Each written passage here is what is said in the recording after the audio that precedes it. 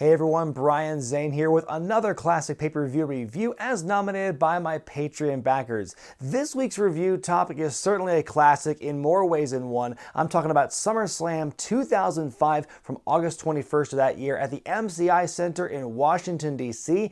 This show was nominated by James Dunn, Matthew Bowles, Eric West, and Sam over on patreon.com/wrestlingwithregret. Like I said, this is definitely a classic show. The main event especially is a classic in and of itself, and we'll certainly get to that. But a lot of things, a lot of moments and matches on this particular show just invoke a lot of feelings of like, where were you when this happened? There's a lot of like wild stuff, both good and bad, and in some cases a little bit of both mixed in, happening on this show. A really interesting snapshot of what was happening in 2005, the good and the not so good. One thing I noticed almost immediately when watching the show on the network is when you get the opening music and all the pan shots of all the crowd and everything, the music they're playing is actually a sped up version of a song that they played in Santa's Little Helper starring The Miz.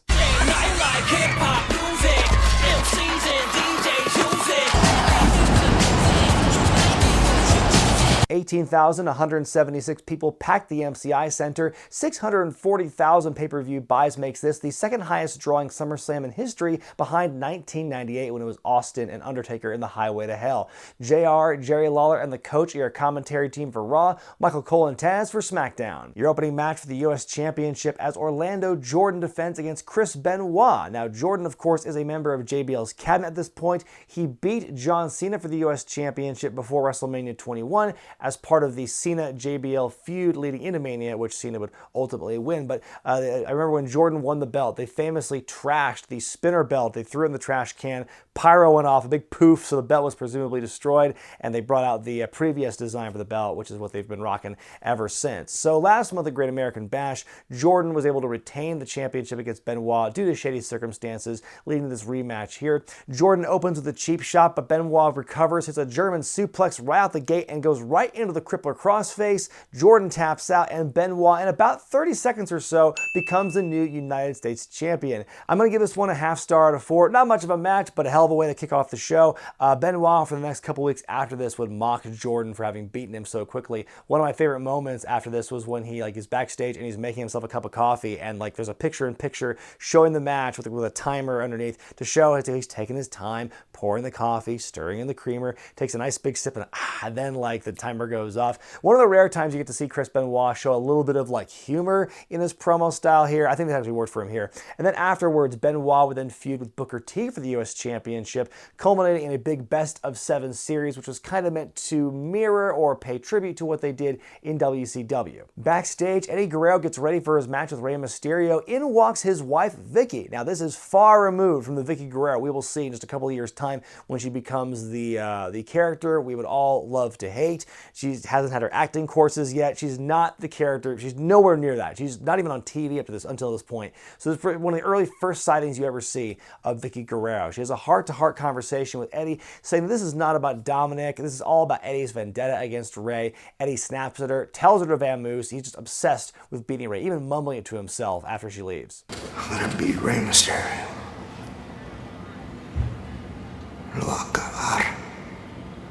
Up next, Matt Hardy takes on Edge in a grudge match, and boy oh boy, where to begin with this one? There's a lot to talk about with this storyline, which actually didn't begin as a storyline, but it began as a real-life, behind-the-scenes personal drama that became a storyline over time. So in the beginning, Matt Hardy and Lita were in this very long-term committed relationship, going back to the Team Extreme days, and then at one point, Matt Hardy goes down with an injury. He's feuding with Kane after this whole abduction and the forced pregnancy thing, and that's a whole thing. But they have this till death do us part match where the winner gets to marry Lita, and Kane wins that one, so Matt's written off with an injury. So while he's injured, Lita and Edge have their affair on the road. And so when Matt finds out about this, he goes very, very public with it. He goes online and spills the beans to God and everybody. And WWE didn't like this, and so they fired Matt for it in April of 2005, which just blew up the internet. Everyone was so mad about this, and justifiably so, because Matt was wronged personally, and then for going public with it, he gets fired over it, which I'm not sure is necessarily, it may be within their rights to do it as a company, but still, that's cold-blooded. Matt's been hit with a double whammy here. He finds that the love of his life has cheated on him, and he's also being fired for being public about it. So what this all does is it really blows up the storyline going on with Lita at the time, because she is involved in this captive bride angle with Kane and how she is the mother of his unborn child. And so, you know, it's one thing to kind of like wink and nod and realize, oh, these are all characters and everything, but when you've got that kind of outside influence, like saying, hey, you know, look at what Lita's doing, it really compromises the entire angle, because she's no longer a sympathetic babyface because everyone has heard what she has done. So what they end up doing is they turn her against Kane, and she joins with Edge, and so they put them together to really play off the animosity, the real-life animosity that fans have toward them. And so for a few months, Kane is kind of a Matt Hardy proxy. It's very weird. But then just before his 90-day no-compete clause wraps up, Matt does re-sign with the company, and so he actually ends up re-debuting, jumping Edge from behind, kind of breaking in through the crowd and the backstage area, beating up Edge every which way. And so he eventually gets a big kind of welcome back from Vince McMahon on air, and so Matt challenges Edge to a grudge match at SummerSlam, and here we are. Right from the get-go, we hear some chants from the fans saying Lita's got herpes, she's a crack whore, the spirit of ECW is alive and well as this match goes on. Spear to the outside through the ropes very early on. It's just so crazy because a move like this is almost kind of commonplace. Like Big E would do this on a weekly basis up until recently. Now I think he saves it more for the big matches, but like he was doing that on the regular. So to see Edge just bust out the spear like this to the outside like that, it feels like it's not really a common move in 2005. Matt's just punching the hell out of Edge in the corner, but then Edge drops him face first on top of the turnbuckle post. Matt's busted wide open, looks pretty gruesome here. Edge just keeps attacking the wound with punches, knees to the head, kicks to the head. Eventually the referee stops the match because Matt can no longer defend himself, and Edge is declared the winner. I'm going to give this one star out of 4, which, you know, I don't think tells the whole story. It's not really indicative of match quality. It's obviously not much of a match. It's still more than Benoit Jordan, for example, but it just, the story they tell is so good because it really plays up, it really builds Edge as this just shitty heel. Matt's a super sympathetic babyface. You know, he's been wronged so many times, gets his first shot against Edge, and it ends in this way. These guys would fight several more times over the next couple of months in a street fight, a steel cage match, ultimately a loser leaves Raw match, which Edge would win. In fact, the whole angle was very one-sided. Edge won all but maybe one of the matches between these two, which I think is a huge disservice to the storyline, because you have like so much money on the table here with this real-life angle from real-life personal issues, and you bring Matt back here to great fanfare. It was one of the big feel-good stories of the year when Matt got rehired after being what many people called unjustly fired earlier in the year. So he's back here, big fanfare, comes this huge deal, and then he just gets totally stomped in by Edge the entirety of this feud. It really makes Matt look weak. It almost like they punished him for re-signing, like, you know, because there was a lot of rumors he was going to go Ring of Honor and stuff, and he probably could have had a successful run there because he was in good shape. And he comes back to WWE, and he just gets totally stomped in. They totally crush his momentum and all the goodwill that fans had built up for him over this time. And it was, yeah, welcome back to the company. You're going to toil in mediocrity for a while after you just get destroyed by Edge. Yeah, I think they left a lot of money on the table by not having, I'm not saying Matt should have won the feud, but it should have been not so one-sided. Two men do battle for a little boy's love as Eddie Guerrero takes on Rey Mysterio in a ladder match. The winner gets the custody of 8-year-old Dominic Mysterio. This is far and away one of the most outrageous storylines the company ever did, especially in 2005, but just in general, ever is also a good descriptor as well. So for several months, Guerrero and Mysterio have been feuding. Of course, this goes way back to their days in WCW as well. But at the Great American Bash, these two fought, and Guerrero said that if he beats Rey, then he will reveal the secret, the family secret he's been holding for all these years. So Rey is able to beat Guerrero here, so the secret remains a secret. Unfortunately, Eddie lied. So he says, I'm going to tell you the secret anyway. And he reveals that Dominic is actually Eddie's biological son. And so Eddie says, you know, when he and his wife were separated, he had a child out of wedlock, and at the time, Rey and his wife could not conceive, and so they put the boy up for adoption, and the Mysterios adopted the little boy. So Dominic Mysterio, in kayfabe, is Eddie's son. Eddie is his poppy, as it were. And so now Eddie really wants to take Dominic away from Rey, not out of any kind of altruistic means, And it's not because he loves Dominic, but he wants to stick it to Rey Mysterio, who's beaten him at every turn. One of my favorite parts of the storyline was in the build for this on an episode of SmackDown. At one point, Eddie brings a social worker to the ring with him to retrieve Dominic, and the social worker, the whole vibe I'm getting from her is she's very naive. She doesn't really understand like the beef between Eddie and Rey, so she's kind of like innocent in all this. So she's kind of oblivious to what Eddie's intentions are, even though they're coming down to ringside and they're playing Eddie's music, which repeats, I lie, I cheat, I steal. How can she be so blind? I love how Taz puts Dominic over on commentary. He's a great kid, Cole. Like, Taz and Cole do a better job putting Dominic over on commentary in this matchup than like some wrestlers you'll ever see. Before the match, Rey and Eddie take turns trying to win Dominic's love at ringside. Get used to seeing Dominic too, because you'll be seeing a cutaway at his face after almost every move in this matchup. The match begins really fast. Things go outside. Eddie throws Rey into the ladder. Eddie begins climbing, but Rey does a springboard dropkick and knocks him off. Eddie tries to bring another ladder into the ring, but Rey dropkicks it into his mush. We get a springboard senton to the outside onto Eddie, and that bump looked particularly scary because first Rey had to have pinpoint accuracy to aim and land above the ladder that Eddie was holding. Also, because Eddie's holding the ladder, he can't protect his head. He's taking this bump like right on his upper back and his head. And this is the first of what will be many scary looking falls in the course of this matchup. They're both on top of the ladder. Guerrero goes to the sunset flip powerbomb, but he loses his grip, so he just falls, and Rey kind of falls after him after a huge delay. Eddie crushes Rey between a pair of ladders with a jumping helo over the top rope. I love on commentary, watch Dominic's reaction to this. What reaction? It cuts to him every time. He's got one look in his face. He has no emotion. I know I don't want to judge this kid too much. He's 8 years old. I don't expect his acting to be completely, over the top or anything, but like, it's just one look for him, and they're trying to like force something that isn't there on commentary. Eddie's on one ladder. Rey climbs up using another one as stairs. They go for a back body drop on Eddie onto the diagonal ladder, but it goes horribly wrong because Eddie veers to the right, doesn't get quite all of the diagonal ladder, and as they're falling, the ladders just give way from under them, so Rey takes the worst of it for sure because he comes crashing down on the ladders right onto his legs. Looks really nasty. Eddie catches Rey and alley-oops him into the ladder. Eddie climbs the ladder, but then Dominic himself gets in the ring and tries to shake the ladder, which has no effect on Eddie, but he does climb down, gives him this very mean-looking finger wag, and the angry is like, give me a hug! Don't you want to love me? Come on, give me a hug. He's screaming at Dominic. It's so scary. Rey fights back and hits Eddie with a 619 with the ladder between them. Springboard leg drop on the ladder. And then we have this crazy spot where Eddie's got Rey on his shoulders like an electric chair, which then Eddie counters out of and hits a sunset flip powerbomb off the thing. Eddie pins Rey down with the ladder in this very deliberate way where it's, okay, I have to get the ladder in just the right position here, and your arms go here, and this spot, let's do this. He's making it very deliberate what he wants to do here. So Eddie very slowly climbs the ladder, very slowly reaches for the briefcase, very slowly starts messing with the carabiner that's hooking it up. Something is amiss because Vickie Guerrero has missed her cue. And so Eddie should win by all intents and purposes. He just should win right here, but he's not because he's waiting for his cue. And so they call an audible. Rey has to shake the ladder out from under Guerrero, and then Guerrero's kind of dangling for a bit. He lands and damn near almost like breaks his leg as he's coming down. He almost blows out his knee, and he's just yelling. Well, here he's supposed to be yelling, and they cut this out of the network where he's going, where the fuck was Vickie? God damn it.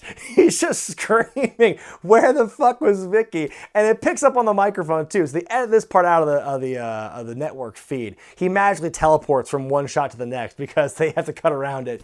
And they have to pipe in the crowd noise over him screaming and pounding on the mat and everything. So they redo the spot. Eddie suplexes Rey on the ladder for good measure to kill time. He sets the ladder once again, and now Vickie decides to show up, and she shakes Eddie off the ladder, and he makes even that bump look horrific. And Vickie's holding Eddie down while Rey climbs the ladder, grabs the briefcase, and wins the custody and therefore the love of his son, Dominic. I give this match 3.5 stars out of 4, and I was really going back and forth on this one between 3.5 and 3 because this match is pretty botchy, in particular, where the fuck was Vickie? But at the same time, it is the damnedest thing I've ever seen. This match is so much like drama and excitement and holy shit moments, not always for the right reasons, mind you. But I think that's kind of what makes a match great, is all that stuff. And so it is, Rey has gone on record saying this is his favorite match in WWE. And it's got a heck of a story and it's visually, it's stunning. And so I can't argue with him on that one. But you wonder why Rey Mysterio has had 5 or 6 surgeries in his left knee. Like, matches like this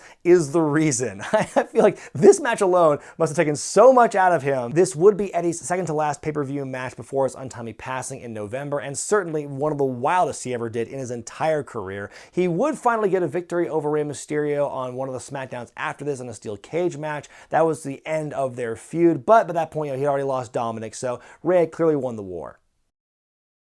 Backstage, Chris Jericho's being interviewed, and the first words out of his mouth are about John Cena's theme music. I'll tell you my mindset. John Cena's theme music is "The Time Is Now." Your next match sees Eugene, who's accompanied by his cheerleader, Christy Hemme, taking on Kurt Angle. This match is for Angle's Olympic gold medals. For the last couple of months, Angle had been holding the Kurt Angle Olympic Gold Medal Invitational, where he was putting his medals on the line against a bunch of random jobbers, where basically, you had to either beat Angle in the ring or last 3 minutes in the ring with him to win his medals, and Angle was just running roughshod through everybody. Finally, the previous month, Eugene challenges him for the gold medal.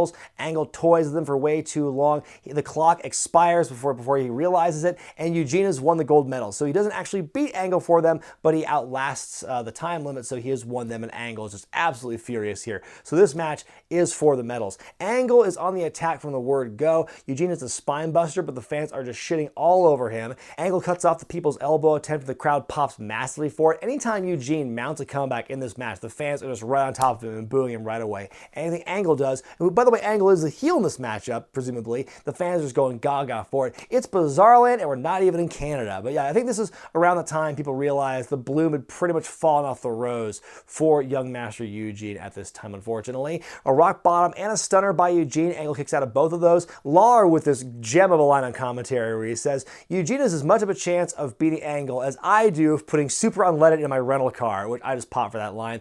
Eugene goes to the ankle lock, but Angle powers out. The Angle Slam. The ankle lock. Mr. Nick Dinsmore still can't walk. He's just a sexy Kurt. I give the match 1 star out of 4. It's pretty one-sided, made even more bizarre by the inverted crowd reactions, or at least inverted from what I think the company was expecting at this time.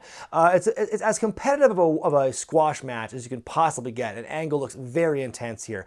Afterward, Angle produces a chair. Everyone assumes the worst, but he just dumps Eugene out kind of harmlessly, stands on the chair, and gets an impromptu medal ceremony. The gold medals are back home. It's time for a sexy bikini car wash in the parking garage like you do. The limo's got a presidential seal on the door, and the window rolls down and you see Mr. McMahon in there, and he goes, hey, why not? And then the camera pans around to reveal a bumper sticker saying McMahon for president. Can you imagine if this were real and McMahon were actually running for president? I can't imagine how it would have gone. I said something kind of like this in my WrestleMania 20 review when Jesse Ventura is interviewing Donald Trump, and Jesse says, maybe we ought to have a wrestler in the White House. And I'm kind of going to reiterate that by saying Donald Trump being president, I think, is the closest we're going to get to Vince McMahon being president, because we know they're both very good friends, and allegedly they both have weird things with people sneezing for some reason.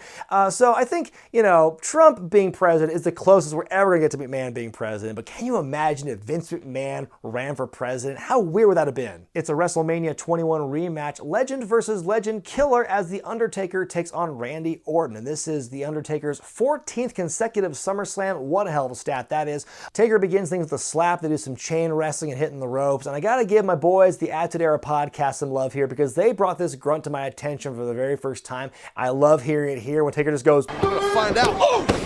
Taker goes for old school, but Orton counters with an arm drag. Mean Mark ducks a clothesline, does his jumping lariat, but he almost overshoots it, commences a beatdown on Orton, but he gets his leg caught in the top rope, and Orton gets the advantage. Taker with a rope break out of a pin, and Orton immediately jumps on the leg and starts working it over.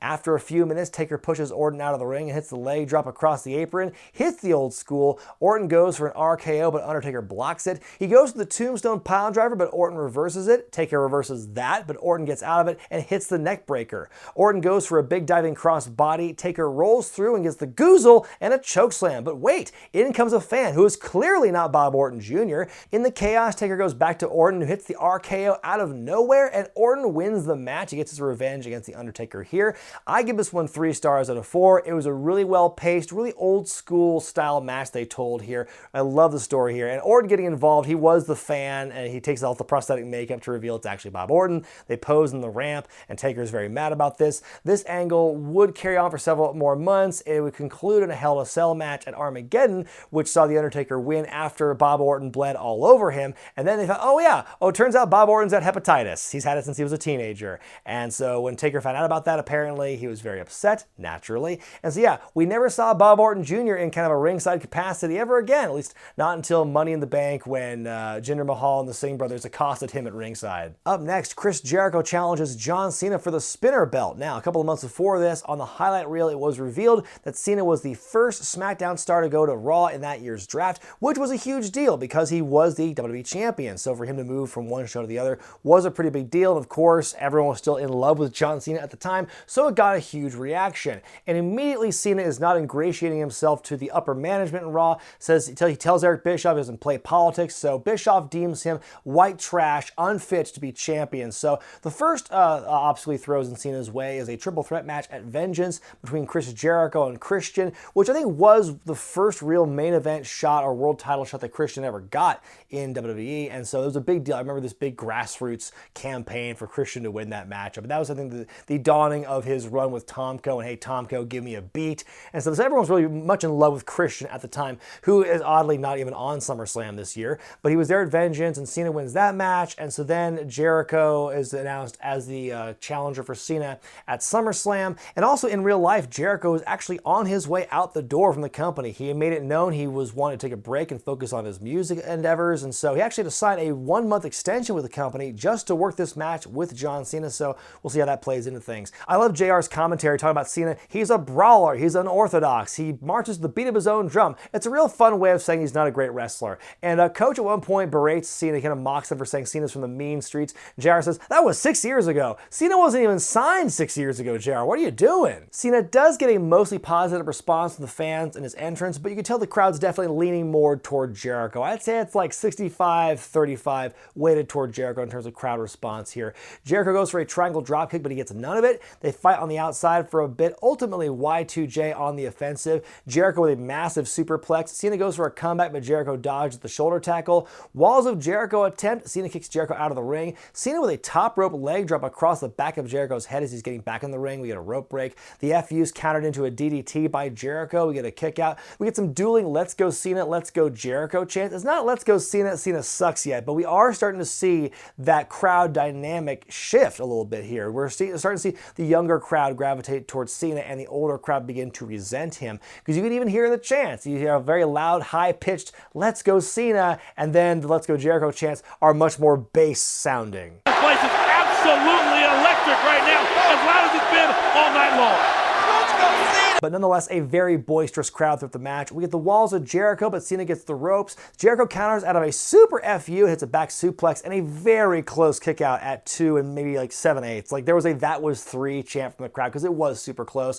Jericho's arguing with the ref for a minute, goes to the Bulldog, but Cena catches him, hits the FU to win the match and retain the title. Back in the day when a single FU could finish a match. Even though Cena is clearly not the ring general he would become, not big match John yet, still pretty green in a lot of respects. I think he still carries himself well. Jericho carries him to a very strong matchup. I think what puts it over the top for me, and what makes me a fan of Cena in this matchup, is the way he sells and the way he reacts to being in holds and stuff. The agony and the body language you see in his face as he's selling, it's very good. For someone who's still relatively green, you can tell he really gets it in that respect in the acting department. I think he's doing a very good job here. So yeah, a strong showing by Cena here. The next night they'd have a rematch for the championship once again, but Jericho would put his career on the line. So Cena wins. Jericho's famously dragged off by security, kicking and screaming. That would be the end of his first run in the company, which lasted from 99 to 2005. He takes a couple years off, comes back in 2007. I vividly remember like people chatting about that moment of Jericho being carried out, kicking and screaming, his last hurrah as we knew it in the company. And people were, oh, he got buried. Oh, he got treated so bad on his way out. And Jericho said multiple times, like he actually pitched that way to be carried out as this whining, kicking and screaming heel as Cena stands tall at the end, which is pretty smart. And I think it's funny that people got so worked up about it when it was like Jericho's idea. In your semi-main event, Batista, the hometown boy, returns to Washington, D.C. to defend his World Championship against JBL. The previous month at Great American Bash, Batista got himself disqualified after hitting JBL with the chair. JBL gets to pick the stipulation for the rematch. It's no holds barred. He even gets a tune-up match against Funaki in a similar match style on SmackDown to get ready for it and to get the maximum heel heat.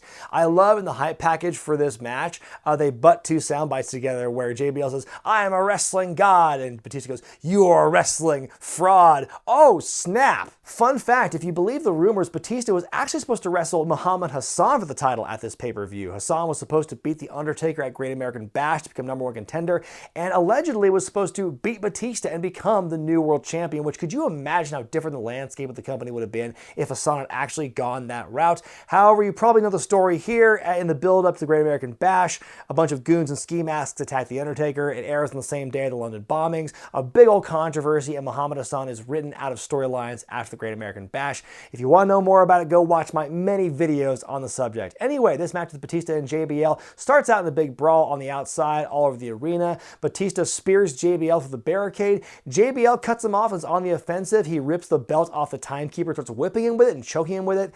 Batista counters the backdrop, whips him back. Pile driver on the steps, countered into a back body drop. We get 2 consecutive Batista bombs, 1 on the steel steps. Batista pins and wins. I give this one 2 stars out of 4. This is a big old hoss fight with a lot of weapons involved and everything. You know, I draw a lot of parallels between this and the match that these two would have 2 years later at No Mercy 2007.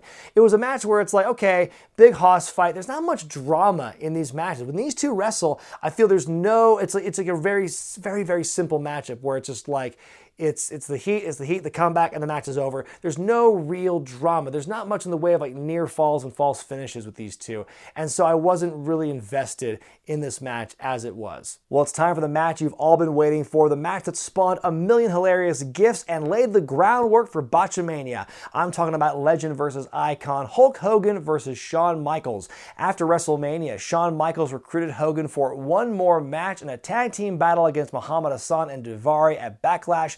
They teamed up to great success, and you could say Hogan was a much better tag team partner for Shawn Michaels than God was at Backlash 2 years later. Several months later on Raw, Shawn recruits Hogan once again for a match against Kurt Angle and Carlito. They win, they pose, then the ultimate swerve as Shawn Michaels super kicks Hogan right in the mush, and it's this very dramatic moment. JR is like popping blood vessels in his eyeballs over what he's seeing here, and so then we get a great series of promos. Shawn Michaels just rips into Hogan, says, "You've been living off a reputation for the last 20 years. I recreate myself every night." And then Hogan will counter back and say, you know, Shawn only works for himself and I work for all the Hulkamaniacs.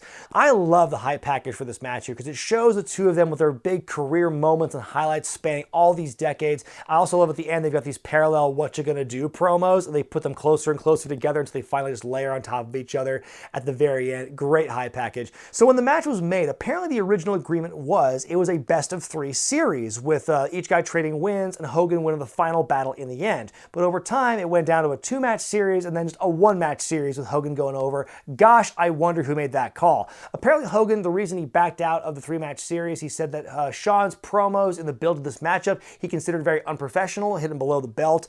Although Shawn counters by saying that he had permission to say the things he said. A lot of conflicting stories about who had permission to say what. But Shawn, like I said, was doing some great promo work here. Hogan wasn't on TV as much as Shawn was in the build, so Shawn had a lot more chances to just eviscerate Hogan. Like at one point he's dressed as Hogan in a mock Larry King show setup, and then Shawn just eviscerates Hogan in a promo in the Go Home Week in Montreal. One of the best heel promos of all time. So Shawn takes this information about how it goes from 3 matches to 1 match and has a little bit of fun with it, let's just say. As they're making their entrances, Hogan makes his entrance and a giant American flag unfurls. Gee, do you think he's doing the job tonight? And they milk a lot of this at the beginning. Lots of shtick early on. Then they finally lock up, and Michaels, you know, it's not worth it to try and describe what Shawn does. Basically, he just bounces off of Hogan as much as he possibly can from things as basic as lockup shoves. He is selling so exaggeratedly. The ghost of Kurt Hennig is telling him to calm down. There's so much bumping and flipping and flopping around. It's the most exaggerated thing. It's so unprofessional, but it's so damn hilarious. I can't stop laughing at the way Michaels sells the offense from Hogan here. They actually do get a proper match here. It's not just wild selling because, you know, Shawn gets his heat involved in everything. They're fighting on the outside. Shawn slaps Hogan a few times so he's getting his shots in, shoves Hogan into the ring post on the outside, and eventually busts the Hulkster open. Hogan carries on his rich tradition of blading a very clear view of the camera. At one point, you see the shot of like this blood in Hogan's eyes. It's one of the most frightening visuals I've ever seen. With blood in Hogan's eyes over his face, just like this glassy-eyed stare off into the middle distance. Pure fright. There's so much blood as Shawn has the sleeper hold apply, but Hogan powers out. Elbow drop attempt, which Hogan moves. He starts hulking up. We get a ref bump. Shawn applies the sharpshooter. A new referee is in, and Hogan grabs the ropes. Another ref bump. Shawn with a massive low blow and a chair shot to the head and an elbow drop and sweet chin music. There's a slow count, but Hogan kicks out, hulks up. The punches, the big boot, the biggest sell to the big boot of all time. My favorite part about that moment here is because he gets up, he starts hobbling around before he finally falls. Hogan starts to turn around just as Shawn is doing that flipping roll, and you're like, what? His arms are like, what the? Like, he's like that. I think that Hogan sees Shawn still up as if he didn't sell it, and so he's like, why is he not selling my big boot? It is one of the funniest visuals. Shawn taking the bump, getting right up and staggering, and then doing the flop down. So then we finally get the leg drop. Hogan wins. Was there any doubt? If I'm being a sarcastic asshole about all this, I'd probably give the match 4 stars out of 4, because of course a 4-star match. What are you, blind? It's a classic. However, I'm trying to be more objective. I'd probably give it closer to 1.5 stars, the absolute maximum. Shawn has admitted in interviews since that he was being a bit unprofessional about all this. He did feel like slighted by Hogan, so he's been unprofessional, but he has no regrets about it. I don't really blame him. This is definitely a classic match, but for all the wrong reasons. There are 2 matches on this show I could watch 100 times. The ladder match and the main event. Both are awesome for very different reasons. Everything else on the show is like serviceable, nothing amazing. So many wild storylines and characters happening all this time. It's a really great look, like I said at the top of this review, it's a great look at what the company was like at the time, for better or for worse. Well, I hope you enjoyed my review of SummerSlam 2005. If you want to play a role in determining which shows I review, be they good, bad, or somewhere in between, go to patreon.com/wrestlingwithregret, become a $10 backer or above, and you'll have the chance to nominate classic shows for me to review in the future. Next time we go back to the year 1996 for what's arguably one of the biggest moments in pro wrestling history. I'm talking about Bash the Beach 1996. I'm Brian Zane, and I'll see you next time.